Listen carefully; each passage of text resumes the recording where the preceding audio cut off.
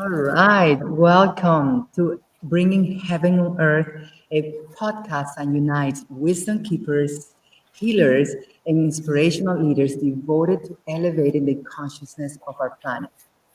In this time of profound change and uncertainty, many are seeking hope and inspiration. And in this podcast, we will share stories of healing, transformation, and empowerment, encouraging one another to rise together. Here with me is my partner, Angelica Coronilla. Yeah, yeah. Super excited to be on the show. Super happy for the beautiful couple that we have today in our. Okay, super. So we have some phenomenal guests. By the way, I'm Veronica Carrera. I'm the founder of Atortunti Holistic Retreat here in Costa Rica. So we're broadcasting live from here, and Nico and Karina, I'm about to introduce them to you. They're actually in the space, but they're in a different area of the holistic retreat so that we can actually make this work well with the sound. Nico and Karina, welcome. It's Thank you. so amazing to have you. Good to be here. Thank you, guys. I know. Thank you so much for saying yes. So I think the audience is in for a treat with you. I've known you personally for a few months, and you're some of the most wonderful people that I have met in this area. So thank you so much for being in our lives. And today I just want to get to know more about you. But first, the first question we want to ask you is really what this podcast is about, and is how you define bringing heaven to earth in your own life and practice. You should ask an easier question. It's an important question, especially at this time. And maybe there's no one answer and it's all individual. But for me personally, I want to rewrite every single program that doesn't serve me for something that does, and fully express my individuality so that I can be that model for what it means to be authentic. And if I present my authentic self to the people, then it causes other people to be authentic. And all of a sudden, we are experiencing lack of falsity and pretentiousness. And we come as we are. And maybe that could be heaven on earth, is being exactly as you are without fear of reprimand or judgment or expectation, exactly as you are. Beautiful, Nico. Karina, what about you? Like, what does it mean to you to bring heaven to earth? I think I'm in agreement with Nico on a lot of the points that he's mentioned. For me, I think we forget that heaven is this life, this very existence every single day. And to me, bringing heaven to earth is remembering every single day that this is why we're here, to enjoy, to live, to liberate from old programs, from insecurities, lack of self-love, and really embrace every single day. Like I'm sitting here, and unfortunately, those who are looking at us cannot see what I see. But if the view of Atartumti is not heaven on earth, I don't know what is. And to really to take this in, to live it every single day, because we only get one day, this moment right now, and it's our job to make this moment heaven on earth. Thank you, Karina. I love the lightness and the joy and the beauty that you explain the concept of bringing heaven to earth. And I think it's such a beautiful combination with what Nikita just shared. Like, it's like rewrite the old programs. Maybe Nikita, talk a bit more about what do you mean by rewriting our old programs? The audience is listening, and this Sure. is going to be broadcasted in many different places. So what are we talking about? Yeah, I guess I can share my perspective, what I mean by that.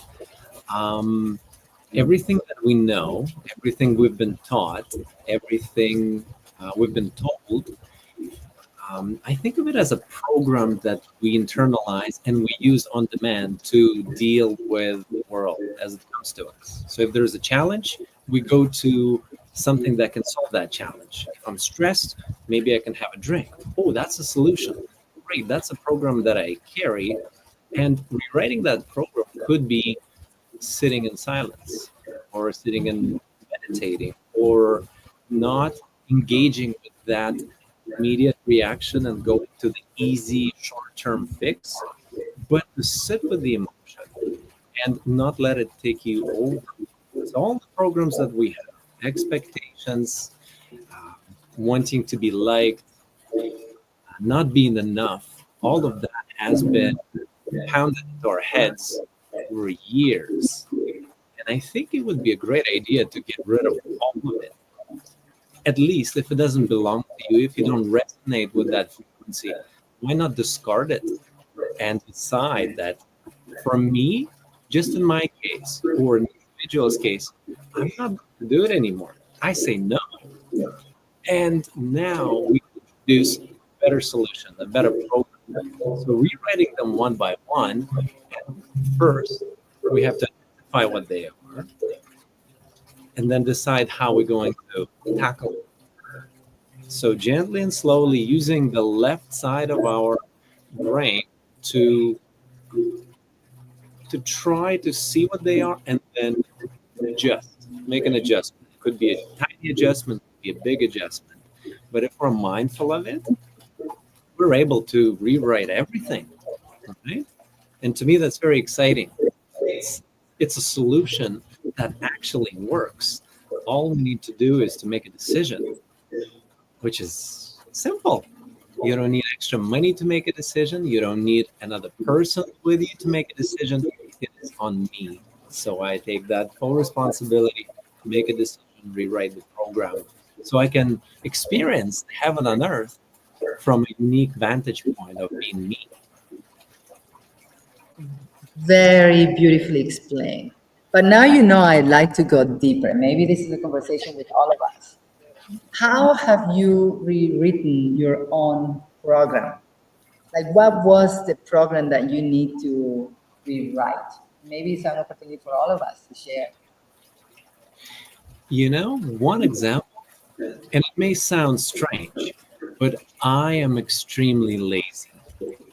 And it may sound unusual because I may not be lazy today, but in my core, I want to do the least amount of work at anything, unless it gives me unconditional, ultimate joy. So, starting from that, knowing that I want to do the least amount of work, I want to make my long term joy um, self perpetuating, self sustaining. And I want it to have an effect of a snowball that is getting bigger and bigger. And to me, the answer is, how can I do it? How can I experience maximum joy? Um, I have to touch it as often as I can, assuming it doesn't hurt another person. And gotta start small, start with a decision, and slowly go in that direction. Um, it's the answer is simple, but doing it is actually difficult because It's actually no, difficult.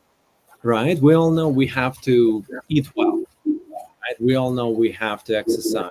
We have to go to bed, not too late. But doing it is a tricky thing. So identifying what it is that we want, and then with the power of discipline, making a small redirection plane by 1 degree, by zero point 0.5 of a degree, by 10 degrees at a time towards your true north, whatever that true north is for you. And if we set the course on true north, it will align. It's just a matter of time. We can do it in a year, we can do it in 5 years, we can do it over 20 years. But the cool thing is, if I'm alive 10 years down the line and I go slowly, I still arrive there. How amazing. Yes, thank you. I don't know, Karina, if you would like to also dive in a little bit deeper on what is an old program that you had to rewrite about yourself.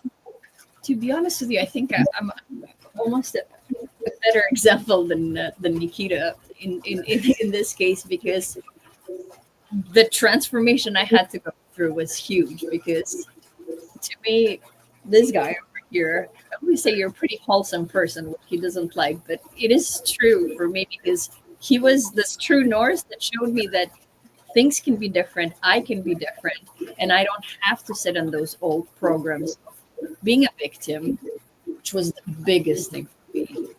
Life was happening to me, and I was poor thing, and life hasn't been very easy. I chose cards that weren't, maybe the best cards. You look at it kind of, from outside, but I understand that I chose this life. I chose every experience I've lived through. And throughout getting to know myself and living a disciplined lifestyle, doing things for me, choosing, learning to love myself, I was able to rewrite the program, being a victim of letting poor me, manipulating other people to giving me love and care and this, that, all I wanted to experience without knowing what I know now. I thought someone else can give it to me, Yeah. and that's my biggest hinge, I guess, is I wanted to be loved. I wanted to be seen. I didn't want to be a victim. I didn't know how.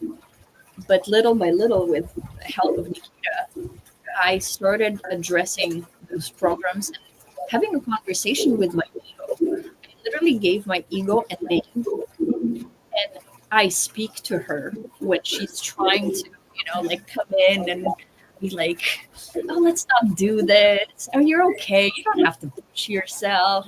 Have the extra ice cream. Don't work out." Whatever, old programs that she's trying to like whisper in my ear. And I say, "Listen, I hear you. I see what you're trying to do. I'm the boss. I call the shots. You work for me, not the other way around." I did work for her for many, many years of my life, but now we switched places. And I'm the boss. The heart, the soul is the boss. And the ego and the mind are the tools that are serving me.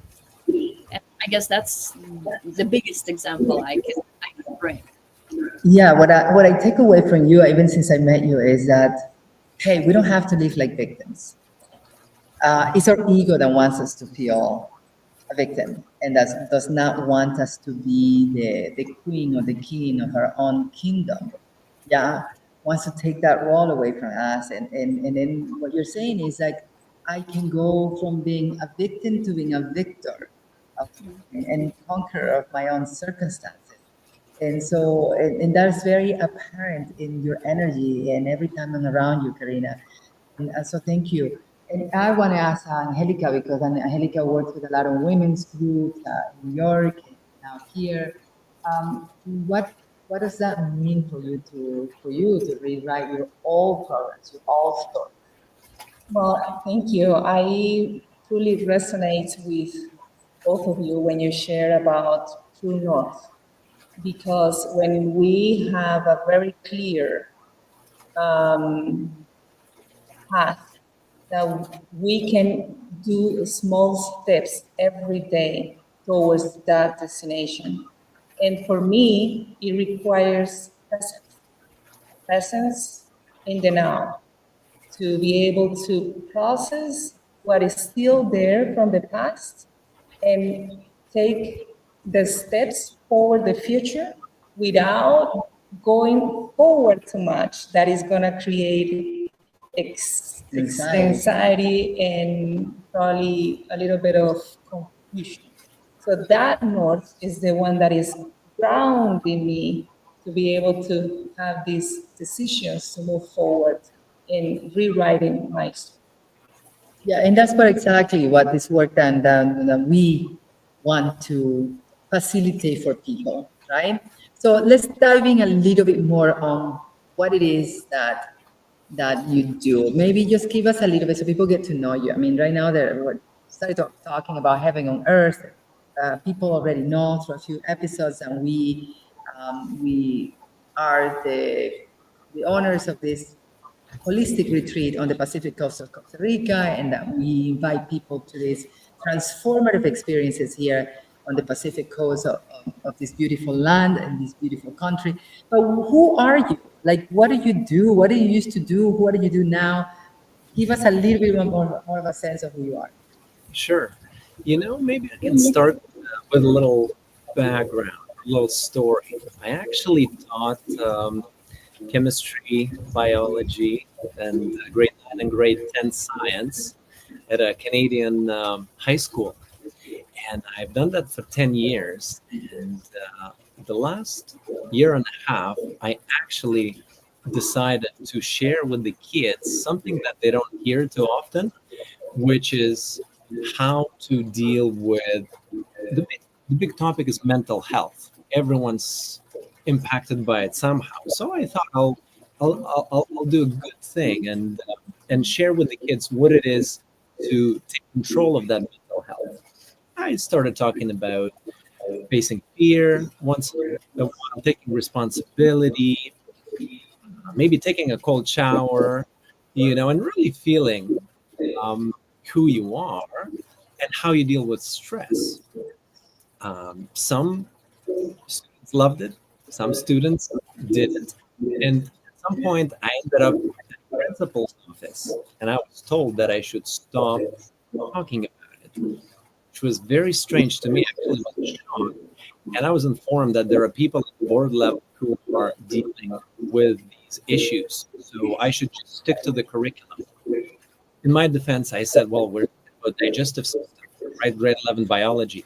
I can talk about all the processes and digestive system is muscle. It needs rest sometimes, and we should give it some rest so that it can do what it does and eliminate toxins and anything that's not used by the body.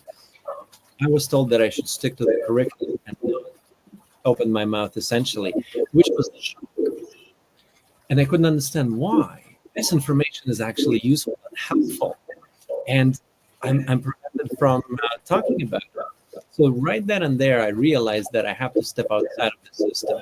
It is such a machine where students get money from the number of students who enroll, and everything is lined up from the board down.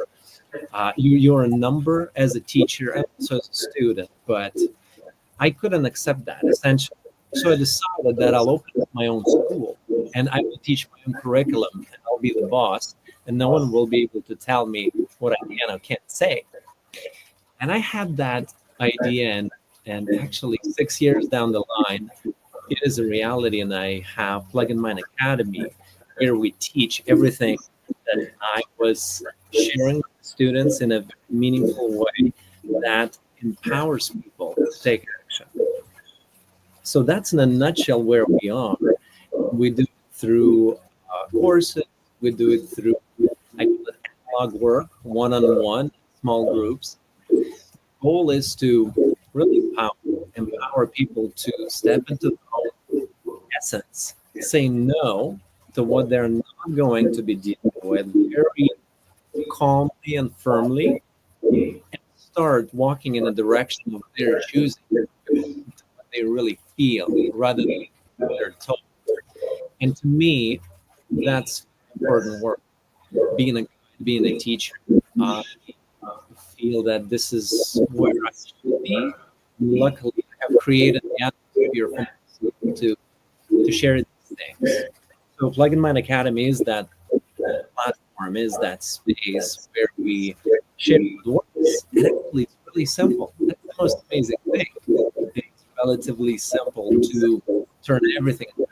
We need some choice and a bit of desire and a bit of self-love. A little bit of self-love. So, Blogging Academy, Sure. what you're teaching is a new way of thinking about education.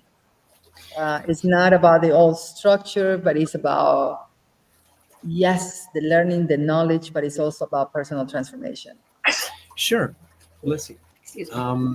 I guess the big question is, what would be the best life that people can enjoy on the planet? What is their personal heaven on earth? And that's the question. What does it look like to you? Who is in it? What are you doing? How are you feeling? What is your relationship like with your mind, with your ego? Uh, where do you see yourself? Do you see yourself stuck in a 9 to 5, or in traffic, or in the snow? What do you want, essentially? And it's a simple question, but not a lot of people take the time to really unfold that because they are so busy. The system is working against them, and they're so busy to make ends meet and make the money and take the kids to practice and extracurriculars. And oh my God, I have no time. All I can do to relax is have a glass of wine or two, which can work, but that's almost we're catching up. I want to thrive. I don't want to catch up. And I don't want to play by someone else's rules of what I am and what I want. I need to listen to me and then make those decisions. So we try to encourage people to take that decision and step outside of what's expected and tune in to what do you really want. And sometimes it's so difficult because I never ask myself that question, what I want. Well, we have to start thinking and start really committing, maybe to long life, maybe to exercise, maybe to other things. And it's very unique to every person. That's why no one size fits all. It's very individual. So we Got it. guide, facilitate that for people. You guide people really to connect to their truest and most authentic desires to live their best life.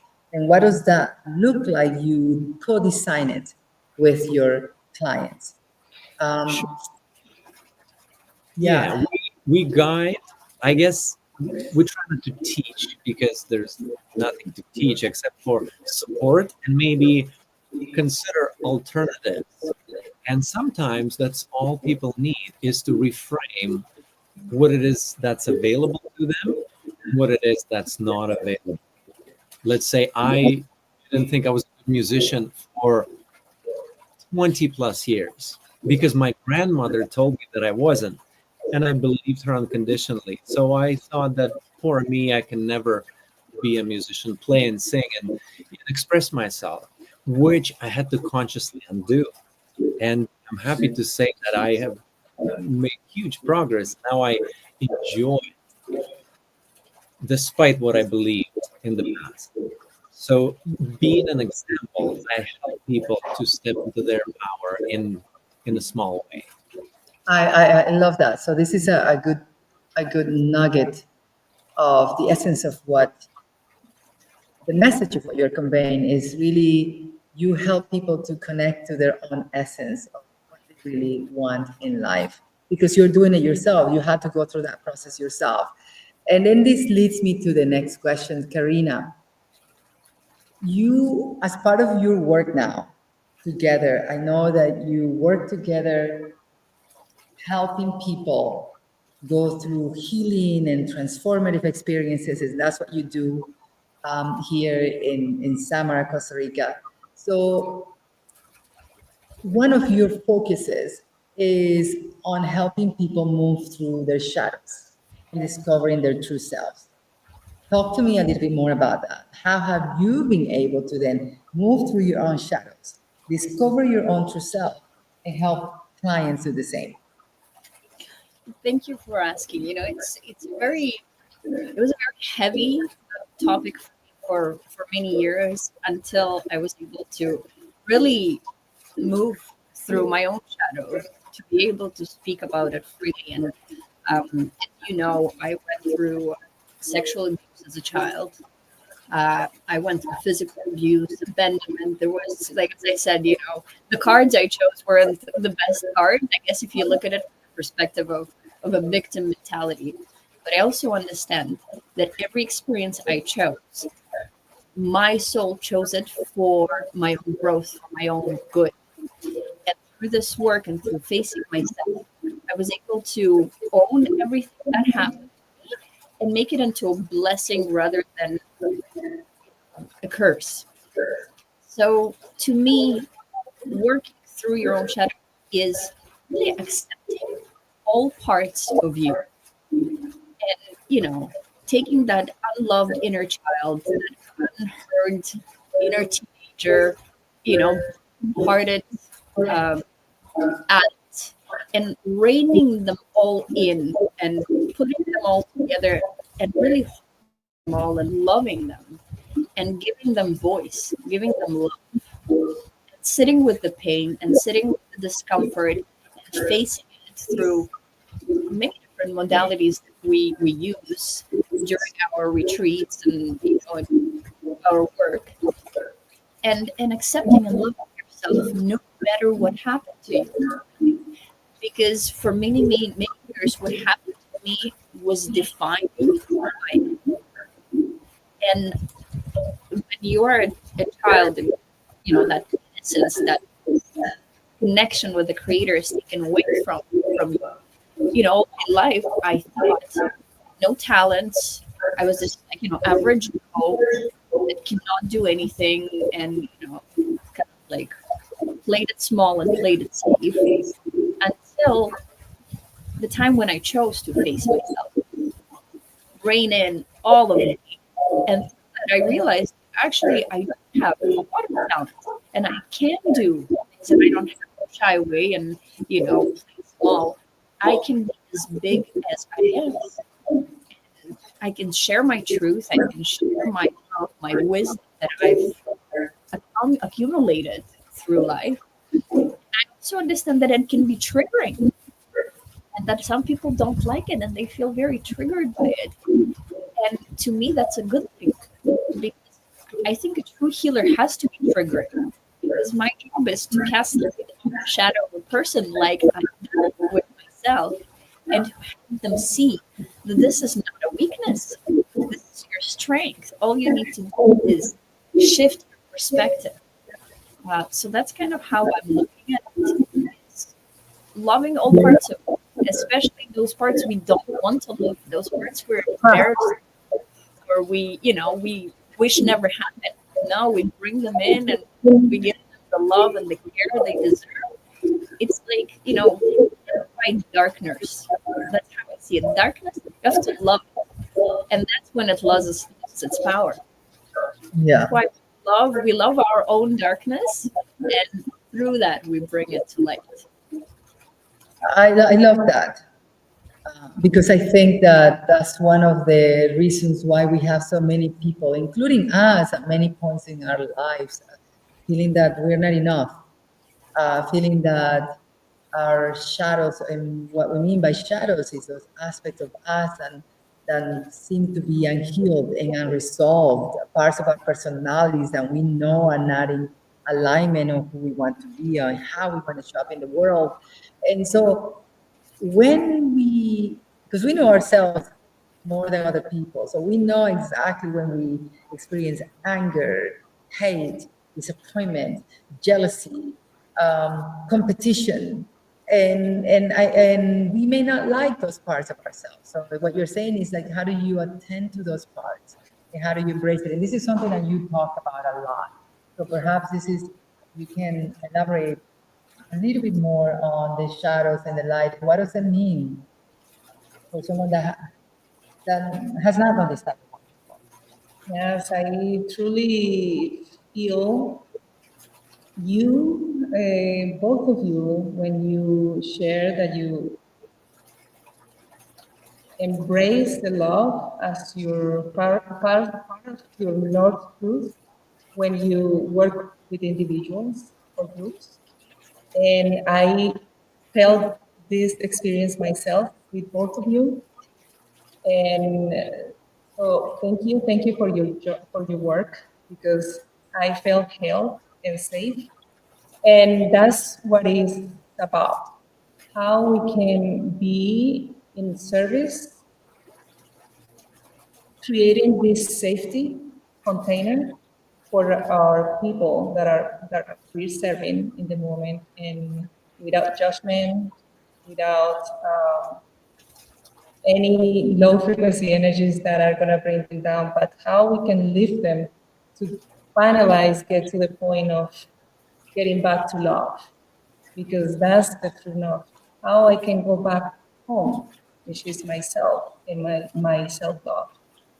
So thank you for sharing that. I truly, truly hear you, and I felt this from both of you. Thank you. All right. So we're coming towards a little bit towards the end of this short this podcast. And I wanted to just ask you, right? Uh, as you hold space for others in your journeys, and you talked about helping people connect through their most authentic selves, help people go from victimhood to empowerment, help people go from feelings of I'm not enough, I'm not enough to self love, help people go from I'm not sure what I want to do with my life because they are so they have been subjected to their programming to now I want to own my own voice. I want to have more clarity on what my true north really is. And this is something that we do here and that you do, and we do this together. So how do you do that? If give people a little bit of a glimpse, like what is your secret sauce, if I may say, or your purpose on how you share space with others? Well, I love this question. And it's so hard to really kind of put it all together, but really to us, every single person that comes to work with us, and you know that, like we go through such deep and vulnerable moments that they become our family. Really, like we have extended family all over the world, and I'm so blessed to be able to sit with a person. Like a lot of what we do is talking and reading between the lines and asking certain questions. And sometimes, it's just a conversation that we're having before we even start doing the work. And all of a sudden, person is like, wait a second, I'm having an aha moment. Why did I not think about it? Like, why did I never question this? So, it's really dissecting every single little limited belief that a person has and looking for the root cause where it's coming from, and then removing it and replanting the love, the beauty. you know Through that comes facing fears, dealing with a discomfort, because we work with cold water, we work with breath work, we work with so many different modalities where people have to come out of their comfort zones. They have to feel things they may not like to feel. But through that process, they really get to know who they are. They get to understand how powerful they are and how little credit they gave to themselves. And they kind of flourish and open up into this beautiful flower throughout the time that we're together. And the slogan of Plug in Mind is feel, empower, heal. And that's exactly what we help people do. Feel everything that they want and don't want to feel. And then we help them empower themselves, because we truly believe we cannot heal anyone. We don't have those powers, but we can hold a very strong container for a person to heal themselves. And we can guide them and push them and, gently help them navigate this reality, this, new me, like who I am, what do I want, what can I do, where was I selling myself short? And we help them move through that process, through the questions, through the insecurities, and all aspects of I am, connection with divinity, because we are all God, just expressions of God walking this earth. And we forget. And I feel like our job is to help people remember that you're not this body, you're not this, little person going to work doing the thing. No, you are God walking and feeling, living this earth experience. And I think you have something to Yeah, add. Veronica, you asked about the secret sauce, and that's a really great question because what is the where do you start? How do you do it, right? Because all of this sounds wonderful, but what about practical applications in our daily lives, right? Something great if everyone had a recipe. And I think for me, the answer is make friends with your mind at the end of the day. Make friends with, Make friends with your mind, with your ego. make friends with your mind, with your ego. Because we are eternal beings of love. We happen to be in the body and then we happen to leave the body at some point. So while you're with the body, you have a best friend. That is your ego. And you are locked in. You can't get rid of him. You can't tell him to go take a hike. It is always with you. It's talking, That's analyzing, critiquing, suggesting. So what do I do with that part of me? I can scold it. Great, that's an option that's available. I can come to it with love. I can explain what I expect and then train it to work on my behalf. So you end up having personal AI without having the AI part in it, but it's a personal assistant that is on call 24/7, that is ready, willing, eager to give you what you want. But sometimes it runs old, outdated programs. So we need to recognize that, rewrite the programs, and let it do its job while we course correct 1 degree at a time. So to me, it's that simple. It really is. But we need to recognize that for me, I'm taking full responsibility for the training process. And however long that it takes, it may take me all the way to the end of my life. But I think the dividends will start being accumulated a lot earlier. So within just a few years, you get to live a completely different life out of a different mindset. So the quality of the life increases, and whatever days I have left on earth, I get to enjoy them. And I decide, I sign off on the dotted line how my life is going to unfold. And to me, that's so exciting because I don't have to ask permission. I don't have to look at anyone out there and model them. I use people as inspiration. Oh my God, they know how to play music so beautifully. Oh, I'm so jealous.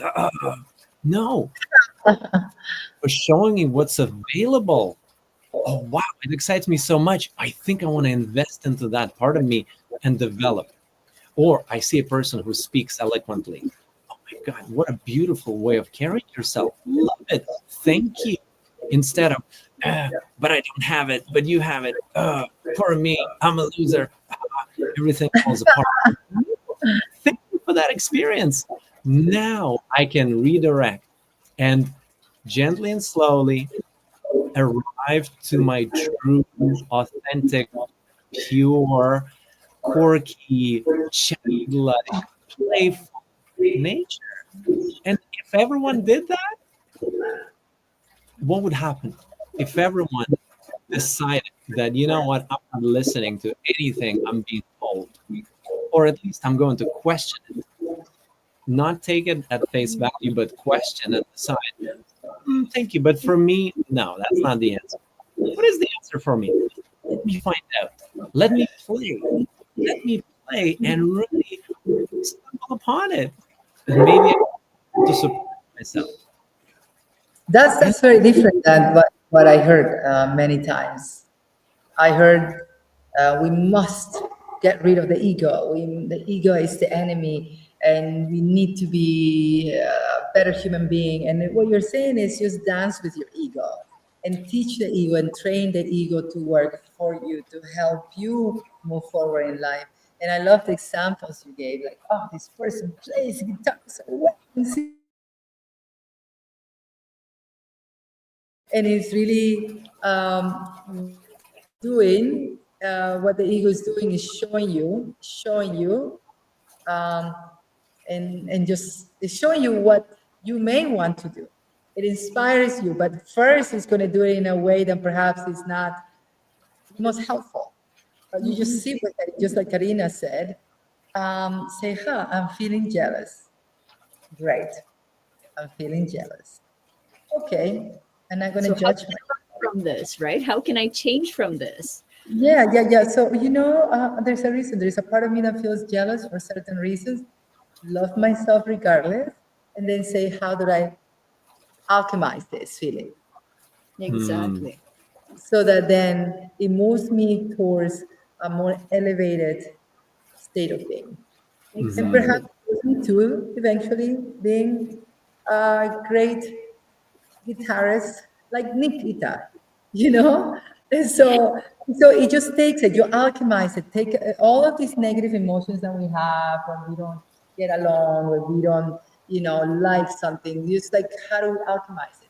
It's supposed to be there. Instead of hating it and hating yourself for it, why don't you just learn to be a great alchemist? We I are the like great alchemist. Yeah, yes. and what you two beautifully do, and what we also facilitate in this space, is help people alchemize their lives so they can connect with their own heart, with their own purpose, and they are more clear on what their true north is. And they Exactly. in turn can become great alchemists of their own lives and their own stories and rewrite their own stories. Beautiful. I Exactly.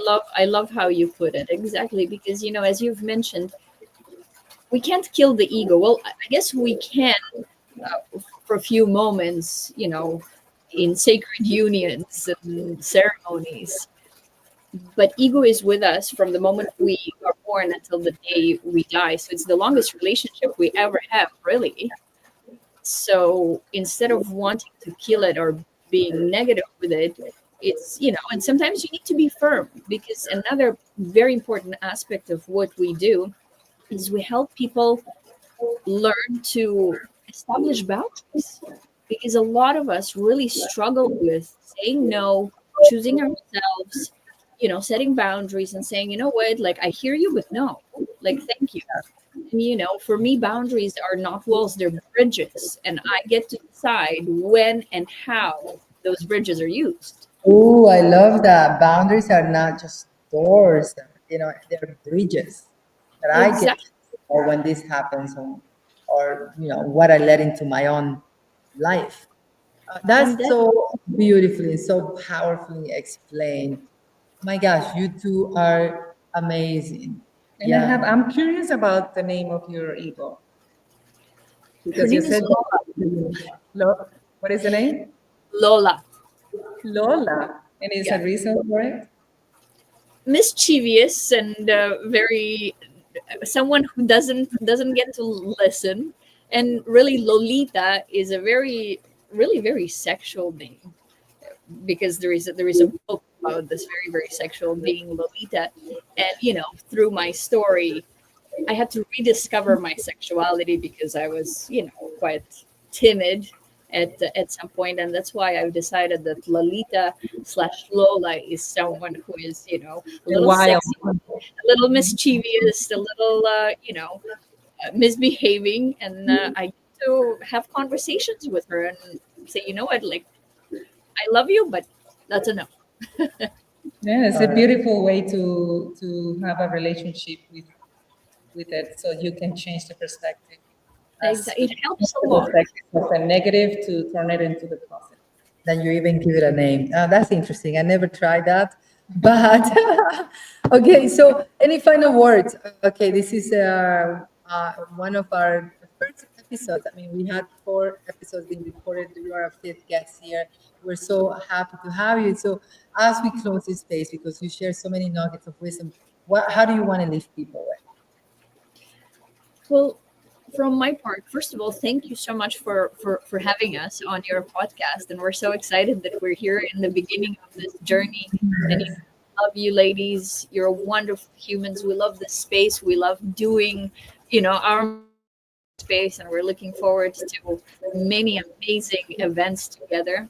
Um, for those who would be interested about knowing a little more about what we do, they can visit pluginmind.com for more information on what we offer and what we're all about, our stories. And yes, I'm just very grateful for you, and I'm very excited for the future. Yes, thank you. Thank you Thank so you. much. Thank you. And Yeah, from thank me, words, yes. I just wanted to say, if everyone could sit with themselves and decide that they're going to live the best life that they can possibly dream up, and feel that energy, and instead of contraction, experience expansion and curiosity. And what if there's a small chance, very unlikely chance, we can actually dream it up, decide, execute, while being supported by a family that is a human family, and actually live it? Wouldn't that be exciting? The greatest thing to me is that it has already happened. We just haven't accepted it yet. But it's done. Only if you decide. No more money, no other partner, no anything, nothing is needed. Just an honest reflection and decision that this is the life that I'm going to live to the fullest. And if the spark ignites, it will spread. And I really hope that it is exponential, because there is no other way. At least I decided for myself that my journey is going to be outstanding. Very humbly. That is so, so uplifting. I mean, I love the question. What if there is a small chance that you can live the extraordinary life that you have dreamed of? What if there is that small chance and you can give that to yourself? So thank you for doing the work that you're doing. We are broadcasting live from Atertunti Holistic Retreat in Costa Rica. You can visit us on our website, and also you can follow us on Instagram. And we'll be happy to connect with you. Send us a message. We actually connect with our clients personally. Thank you so much for this beautiful share, and you have for honoring us with your presence here. So we'll see you soon. We're going down to give you a hug. Thank you, everyone. Ciao. Thank you so much.